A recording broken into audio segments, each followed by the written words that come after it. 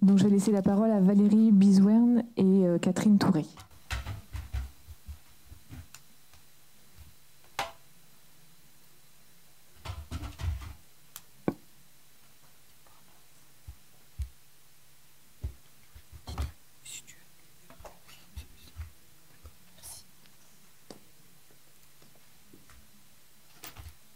Alors bonjour à tous. Alors c'est pas très facile de passer après Sophie, hein. Une clarté, je trouve. Voilà.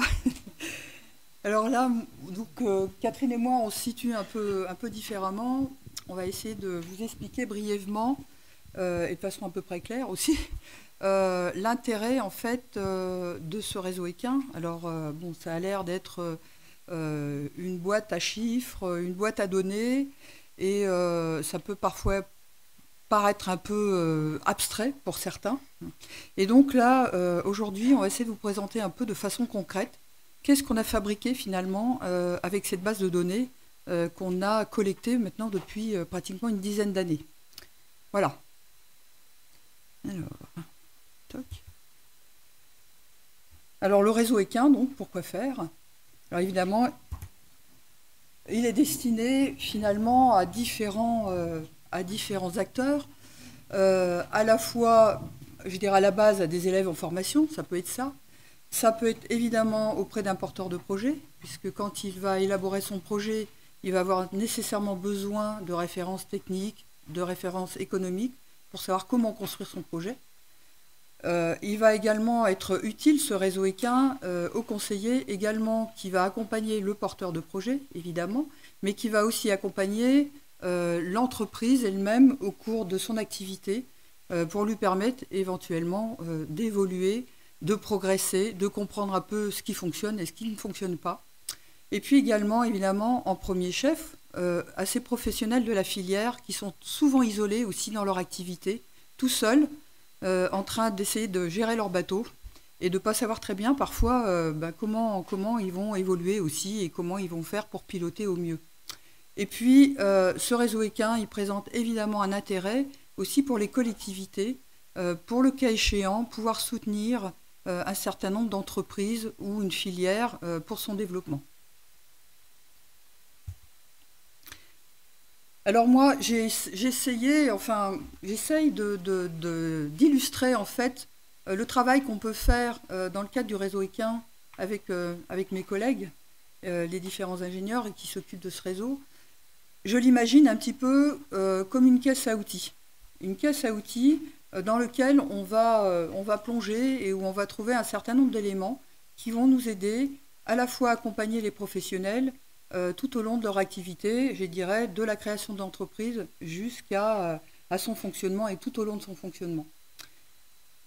On a réussi, en fait, et je pense que mes collègues pourront également en témoigner, c'est que nous, on a réussi, grâce au travail que nous avons réalisé dans le cadre de ce réseau de référence, à nous constituer finalement une expertise assez précise et qui nous permet d'accompagner l'entreprise à différents niveaux. Donc j'ai parlé évidemment de l'installation, mais également je vois dans mon travail au quotidien où je réalise en fait des audits d'exploitation, des diagnostics d'exploitation. Ça m'aide énormément, mais Catherine pourra aussi en témoigner. Ça me permet aussi parfois aussi d'accompagner des exploitations qui sont pour le moins en difficulté.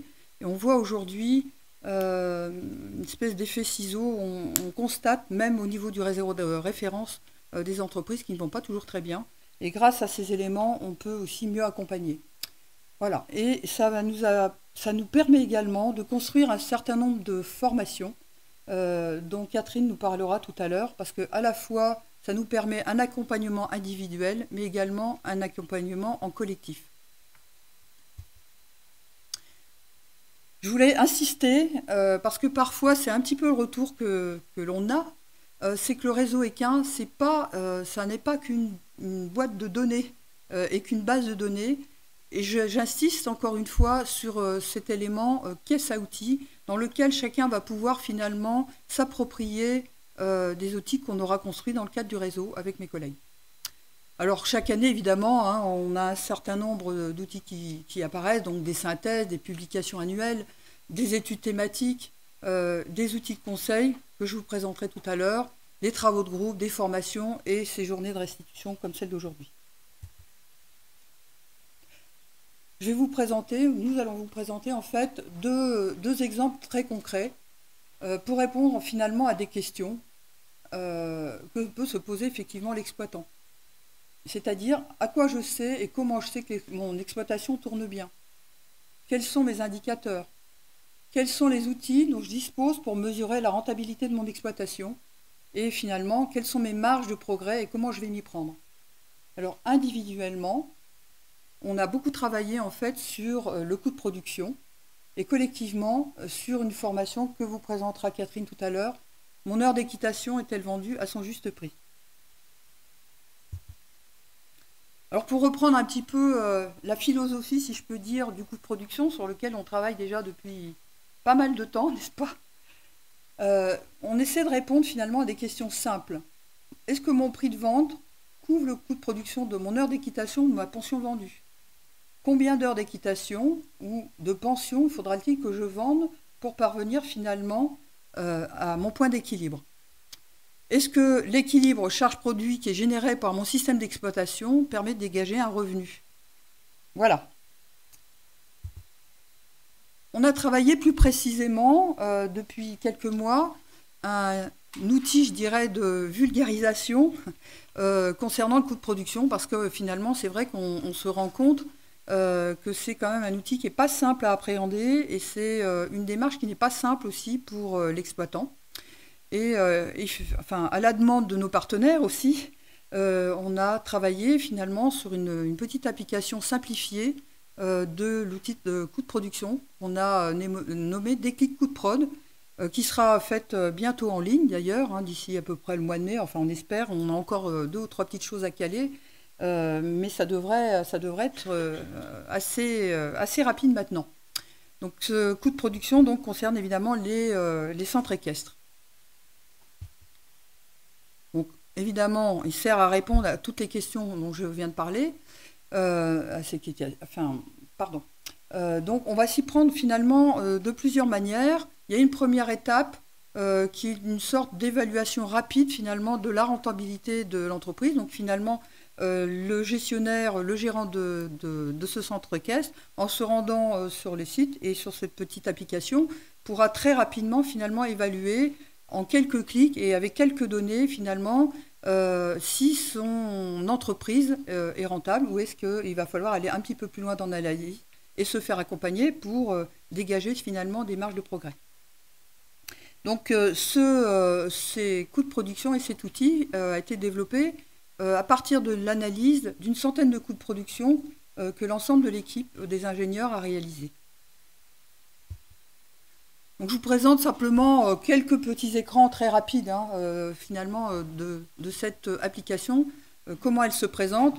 Donc il y a un petit espace à gauche sur lequel on va enregistrer les données, par exemple le nombre de cavaliers réguliers, le nombre d'heures, enfin, etc., donc, qui vont être enregistrés sur la partie gauche très rapidement.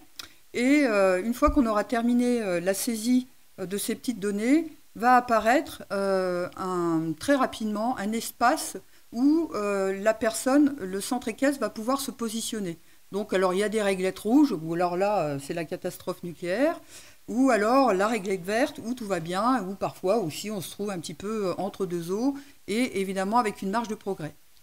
Donc, à la fin, il y a un tout petit commentaire qui vient et qui va vous dire, bon, bah, finalement, tout va bien, mais on peut peut-être encore chercher des pistes d'amélioration, ou à l'inverse, on est dans le feu orange ou dans le feu rouge, ça c'est le pire des cas, et où on pourra effectivement être accompagné par un conseiller. Voilà. Donc il y a finalement, il y a quelques ratios qui ont été mis en avant. Le nombre de clients par unité de main-d'œuvre, le nombre d'heures d'équidés par unité de main-d'œuvre d'enseignement, le nombre d'heures d'équidés réalisées par les équidés de club, le pourcentage d'équidés personnel, le chiffre d'affaires enseignement par équidé de club. Voilà, en fait, ce sont des ratios dont vous a parlé tout à l'heure Sophie, Et au cours des analyses statistiques qui ont été réalisées à partir de ces coûts de production, finalement, ce sont les ratios qui font le plus varier finalement la rentabilité.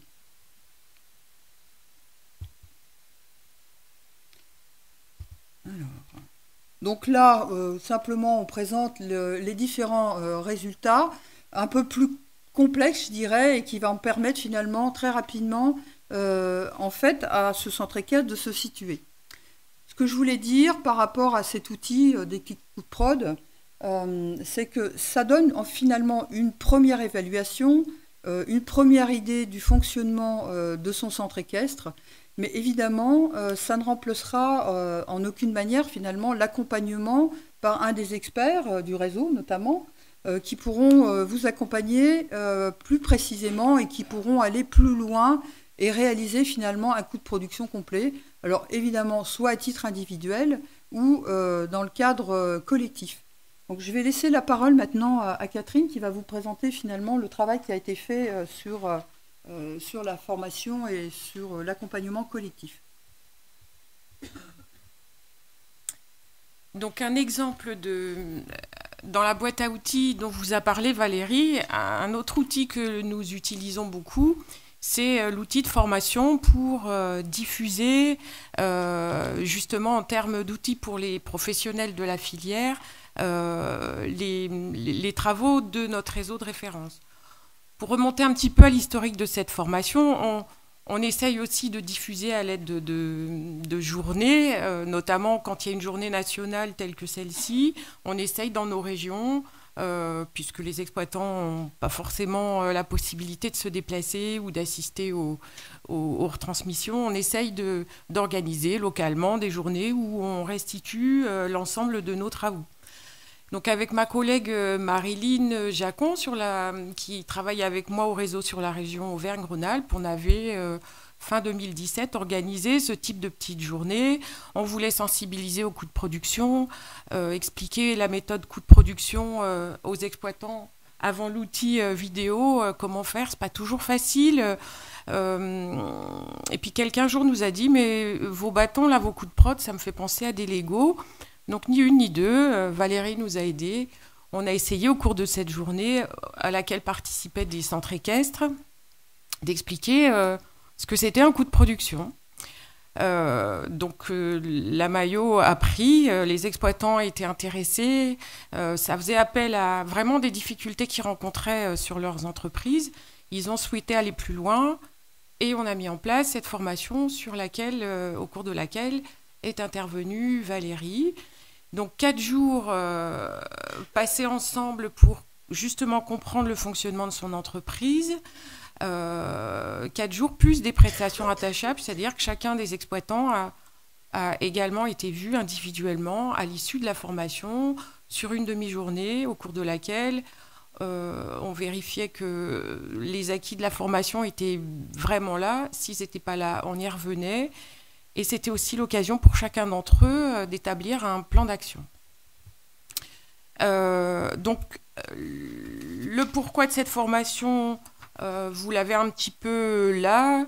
La collègue qui a introduit cette journée a parlé pour les professionnels d'un contexte économique difficile, sur la pratique de l'équitation et sur le monde des centres équestres ou des pensions, on le connaît, moins de licenciés, des structures toujours plus nombreuses. Donc forcément, quand le gâteau ne grandit pas et qu'il y a de plus en plus de parts, elles sont plus petites. Donc comment on réagit par rapport à ça ? Donc cette concurrence accrue, est passée par là la réforme de la TVA, la réforme de la modification des rythmes scolaires. Donc un contexte et un mal-être des exploitants sensibles et puis exprimés. Et pour les conseillers qui ont mis en place cette formation, c'est vraiment un moyen qui permet de valoriser les outils qu'on propose à ces professionnels, donc de diffuser les travaux du réseau de référence. Et puis Vivea, le fonds de formation des agriculteurs, est aussi là pour financer ces formations. Et régulièrement, il y a des appels à projets ou des cahiers des charges qui permettent de valoriser financièrement ces formations pour pouvoir les mettre en place.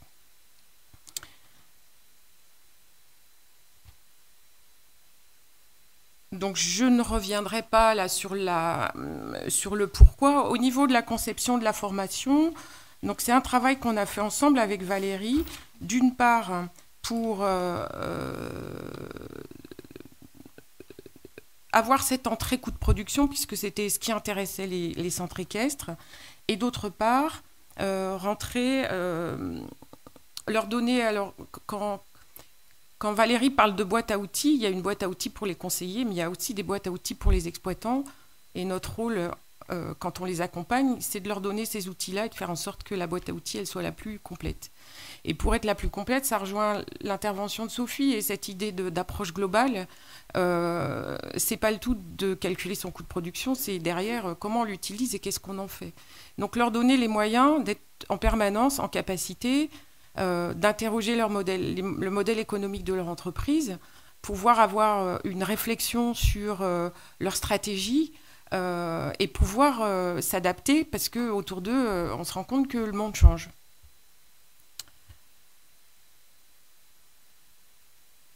Et donc, si je reviens au cahier des charges de Vivea sur lequel on s'est rapproché, cette méthodologie de questionnement faisait appel sur ce modèle économique, donc à ces trois composantes, une proposition de valeur. C'est quoi ma valeur ajoutée ? Quand je suis centre équestre, tout le monde fait de l'enseignement, mais en fait, quand on regarde dans le détail, ils le font tous de façon différente, ils ne s'adressent pas forcément au même public ou à la même clientèle, etc., etc. Donc, c'est les amener à réfléchir sur leur positionnement. Est-ce qu'ils en ont un ? Et s'ils n'ont pas, s'ils n'ont pas conscience qu'ils en ont un, leur faire toucher du doigt de ce positionnement ou de son absence de positionnement, justement. Sur le modèle de revenu, Sophie a présenté des trajectoires qui étaient différentes. C'est quoi leur modèle, c'est quoi leur choix ? Est-ce qu'ils sont sur une approche économique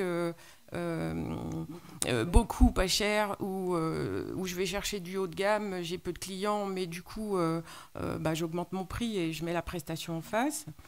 Et puis les process internes, donc comment j'organise mon entreprise pour caler à cette proposition de valeur, à ce positionnement que j'ai choisi, et pour caler à ce modèle de revenu que j'ai choisi également.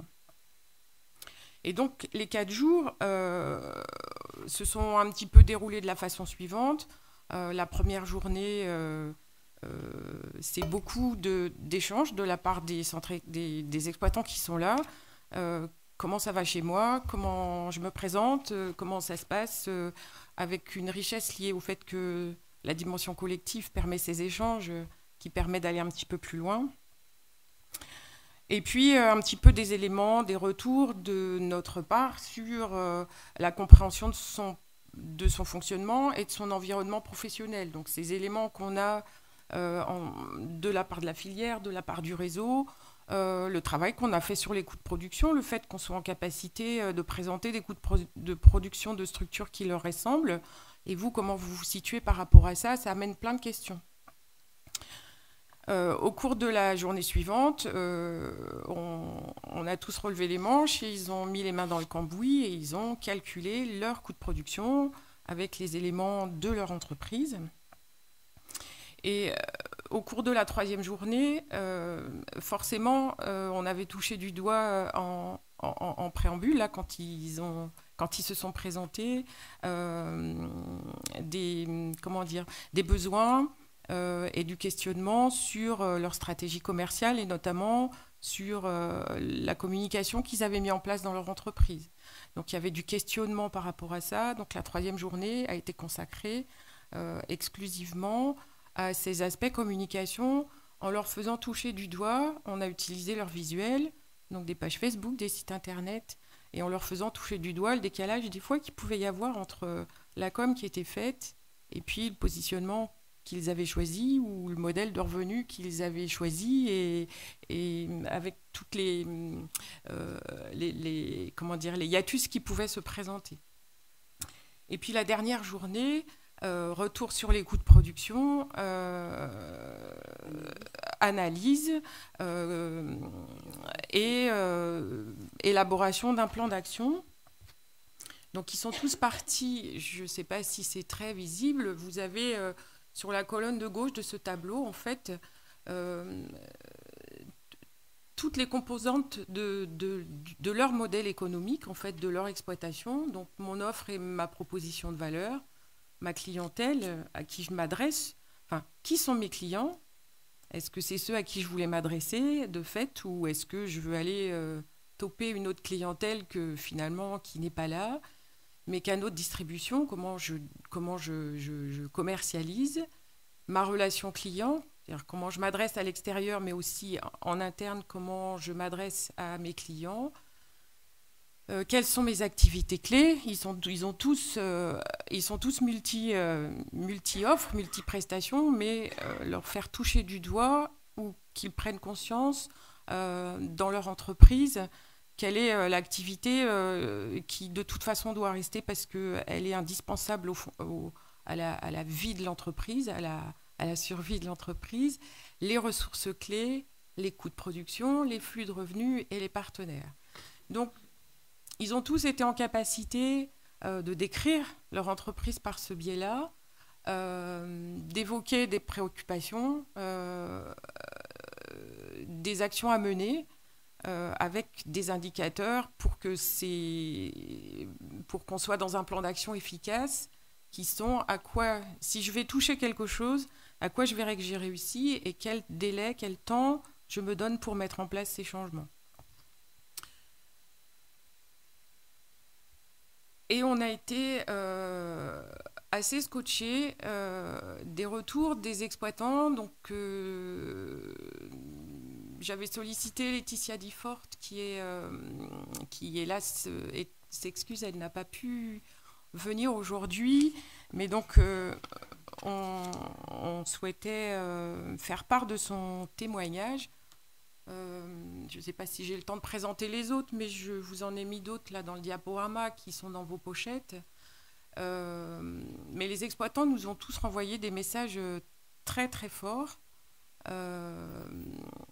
Donc Laetitia, elle dit j'ai maintenant quelque chose de plus précis sur lequel je peux m'avancer pour m'appuyer pour avancer. C'est-à-dire que tous avaient le sentiment que tous venaient avec une part de ça ne va pas, j'ai des choses à changer, mais ils ne savaient pas comment s'y prendre. Ils étaient démunis par rapport à ça. Et ils sont tous repartis, en gros, en nous disant c'est bon, je sais par quoi, je sais où je vais, je sais par quoi commencer. Donc Laetitia, elle dit typiquement ça. Elle dit j'ai ciblé tous les soucis auxquels je dois m'attaquer. Je sais maintenant à qui je m'adresse, donc en parlant de clients, j'ai identifié ce qui était ma valeur ajoutée et je sais à qui je m'adresse. Il faut savoir que cette exploitante s'est installée il y a 4-5 ans dans une situation très concurrentielle. C'est une des installations pour lesquelles on se faisait des cheveux blancs. Ah bon? La preuve. Je comprends enfin les éléments de ma compta. Donc pour les collègues là, d'Equisser, des fois, on leur demande de venir avec leurs grands livres et leurs comptas auxquels des fois vous peinez à essayer de les intéresser. En fait, ils sont tous repartis. Des fois, je me dis, les comptables, ils vont nous tuer à l'issue de la formation parce qu'ils sont tous repartis en disant je vais demander à mon comptable, là, ça va pas, le grand livre, il faut qu'on retravaille ensemble, il faut qu'on regarde les choses. Il faut que dans mon grand livre, ça corresponde effectivement, quand je fais ce calcul-là, à ce que je veux trouver, quoi. Pour cette exploitante, j'ai pris conscience du temps passé à nourrir mes chevaux compte tenu de mon organisation. J'ai besoin de simplifier mon organisation du travail. Elle s'est rendue compte qu'elle avait une demande de clients qu'elle ne pouvait pas satisfaire parce qu'elle était blindée en temps de travail. Bosser 10 heures par jour, c'est difficile de rajouter.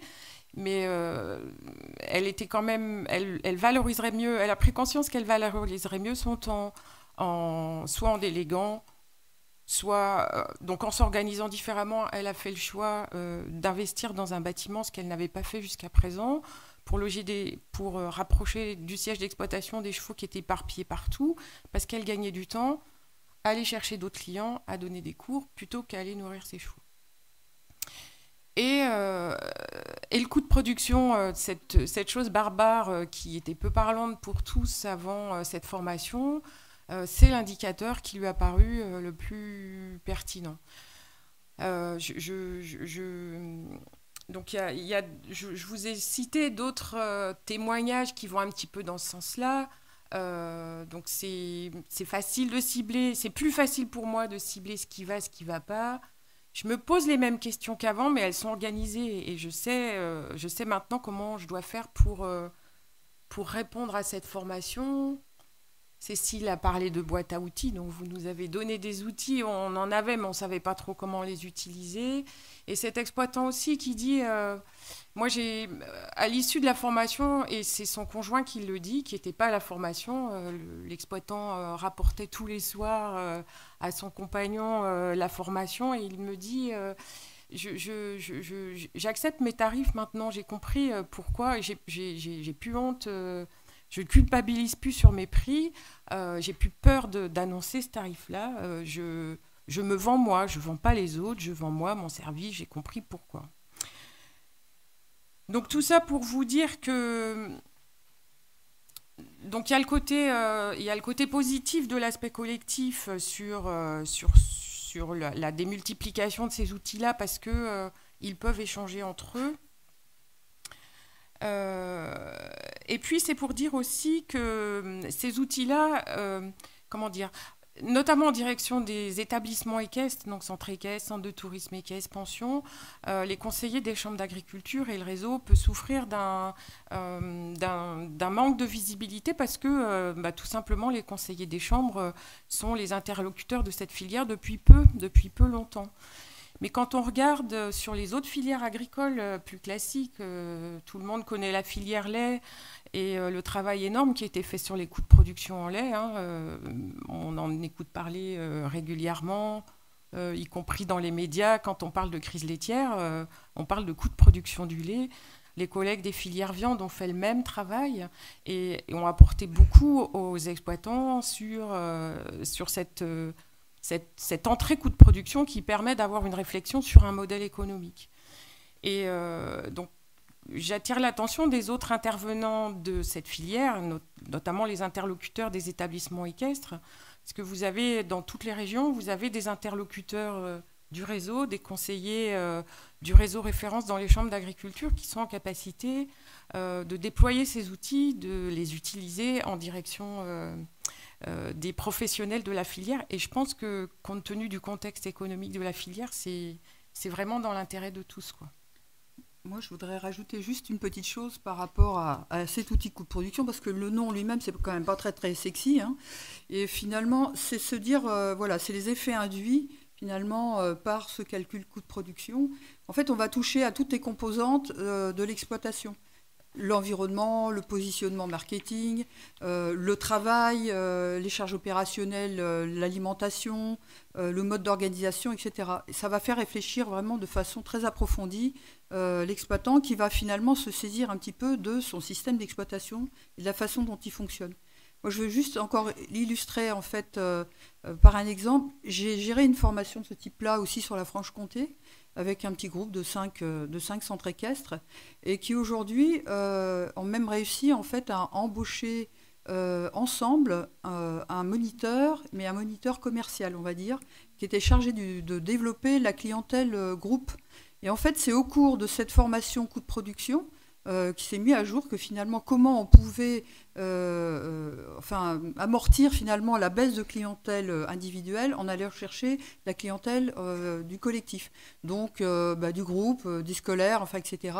Et ils ont embauché à 5 en fait un commercial entre guillemets, et ce commercial qui est aussi moniteur d'équitation et qui vient aussi accompagner et donner des cours aussi chez chacun de ces personnes.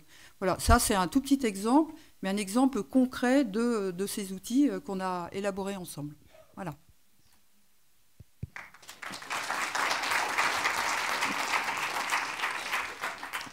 Merci beaucoup pour cette présentation. Pour conclure sur cette partie coût de production, nous on a une grosse clientèle qui est les entraîneurs de chevaux de course, trot et galop. Et ça fait 30 ans qu'on leur fait faire et qu'on fait ensuite avec eux leur coût de revient. Donc c'est quelque chose par lequel ils sont obligés de passer quand ils s'installent. Et effectivement, c'est quelque chose qui doit être encore à développer, même si les entraîneurs ont des prestations plus simplifiées que les centres équestres. Mais effectivement, c'est des choses qu'il faut développer de plus en plus. Et puis, juste la petite phrase sur les comptas. Effectivement, la compta, c'est quelque chose qui est important et que nous, on essaye d'être le plus précis possible lorsqu'on fait la saisie des factures et autres. Et pour ceux qui ne sont pas très à l'aise avec la compta, je vais faire un peu de pub pour l'IFCE et pour nous. Avec Charlotte Gale, on avait mis en place donc il y a les webconférences et puis on avait mis aussi on a fait une petite fiche technique sur la lecture de la compta et qu'est-ce que le BE, qui sont des indicateurs complémentaires avec l'outil de production qui, je rappelle, est un outil toujours dans ce qu'on a vu tout à l'heure sur une approche globale et ensuite sur la mise en place d'une stratégie particulière. Voilà. Merci. Les questions, allez-y.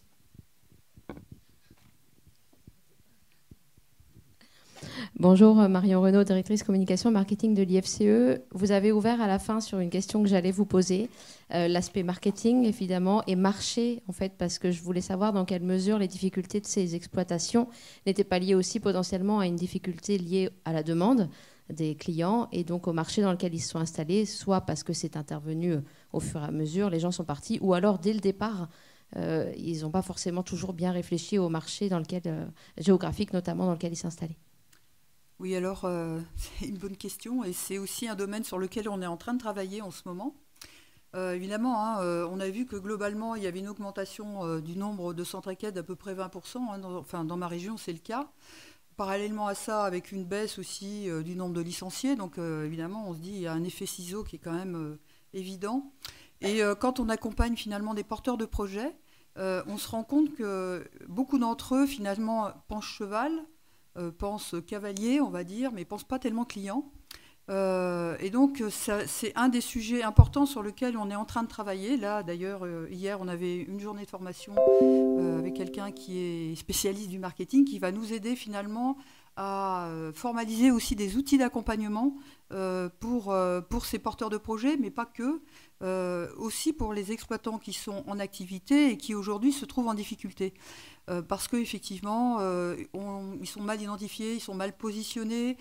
Comment on peut finalement lutter, entre guillemets, contre cette baisse de fréquentation. Là, Sophie nous a présenté 2 exemples finalement de pensions ou de centres équestres qui avaient réussi à trouver leurs moyens finalement, parce qu'ils sont clairement positionnés sur des produits un petit peu différents.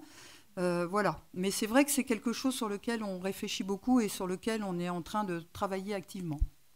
Et peut-être pour compléter, quand on est dans le contexte de l'installation, nécessairement, on les amène à se poser ces questions-là. Dans l'accompagnement, cette question de stratégie commerciale, on l'aborde et on essaye de les accompagner au mieux sur ce questionnement. Mais ça concerne tout le monde, parce que quand il y a 20 ans, il y a 30 ans, on s'installait centre équestre, y compris en zone rurale, où l'offre de loisirs, elle est peu importante. Quand vous installez un centre équestre dans un bassin de chalandise dans mon département, 350 000 habitants, 3 500 licenciés, donc grosso modo 1% de la population est licenciée à la FFE. Vous installez un centre équestre dans un bassin de chalandise de 10 000 personnes où il n'y a pas de concurrence, ça fonctionne. Au bout de 2 ou 3 ans, très rapidement, il a ses 100 licenciés. 1%, 10 000, si c'était l'objectif, il les a. Et j'ai accompagné des installations de ce type-là. Sauf que 10 ans après, 5 ans après, 10 ans après, dans le contexte d'aujourd'hui, peu importe, et ceux qui sont installés depuis 20 ans, il y en a qui viennent nous voir, qui sont anciens dans le métier. Autour de chez eux, il s'est installé 3, 4, 5, 6 exploitants qui proposent...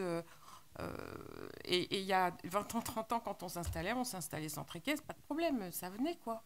Aujourd'hui, il y a une offre telle à destination des pratiquants ou de ceux qui...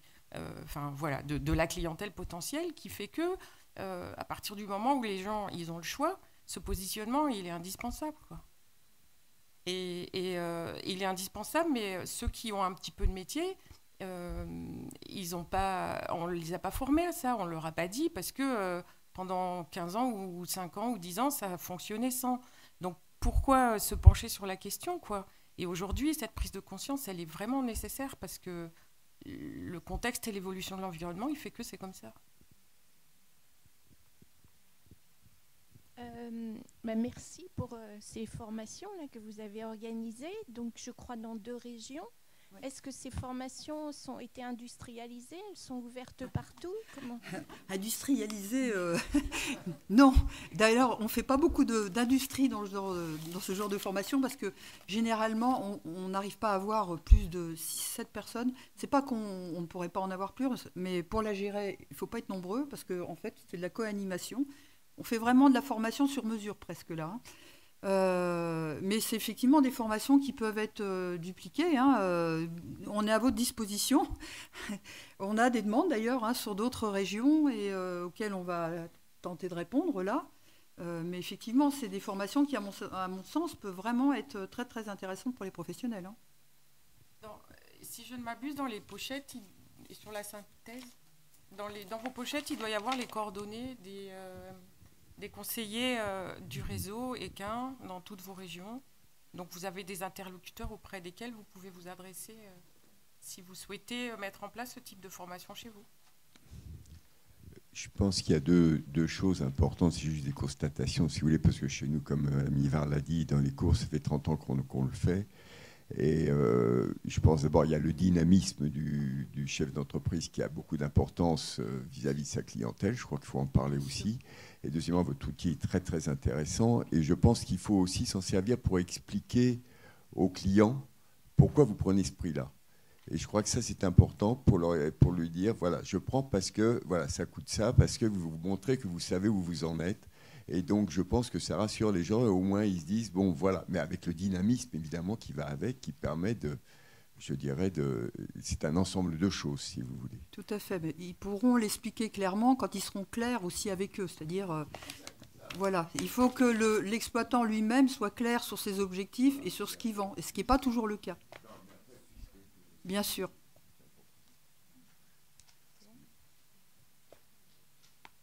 Donc, le petit outil Déclic coût de production sera accompagné aussi d'un certain nombre de vidéos didactiques qui vont permettre finalement aux exploitants qui le souhaiteront d'aller jusqu'à leur coût de production, enfin cette première évaluation.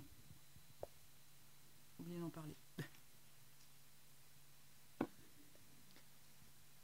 Est-ce qu'il y a encore des questions? Eh bien, nous allons pouvoir aller manger. Je vous remercie.